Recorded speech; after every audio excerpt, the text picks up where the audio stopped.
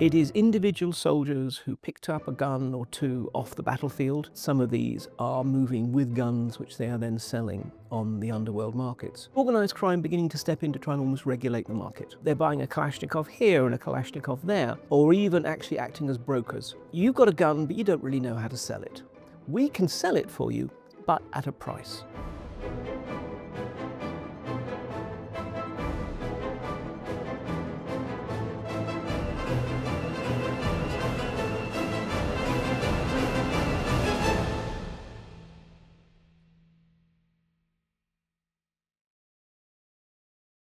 We're already seeing that the war in Ukraine is actually leading to increase in violent and gun crime in Russia.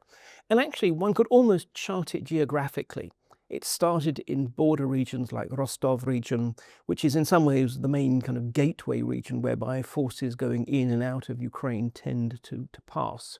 And now it's slowly moving further and further out, and indeed is also cropping up in areas where there's high levels of recruitment of soldiers, which is by definition, on the whole, the poorest parts of the Russian Federation. So although relatively few the soldiers fighting are actually given leave, let alone allowed to end their contracts, nonetheless, some do. And it is clear that some of these are moving with guns, which they are then selling on the underworld markets. Now, when it comes to actually who's controlling those underworld markets, I think that we see that in the main, this is still a low-level trade. It is individual soldiers who perhaps picked up a gun or two off the battlefield. This is not their own service weapons, which are, after all, carefully logged and expected to be returned and so forth. No, these are other guns that don't have that kind of pedigree, and that they can sell them relatively safely. But what we are also beginning to see, and I think it's something that frankly we can expect to see much more of, is organised crime beginning to step in to try and almost regulate the market. Sometimes what they are doing is actually buying up the weapons. So they're buying a Kalashnikov here and a Kalashnikov there, in some ways building up stocks for future more substantial deals.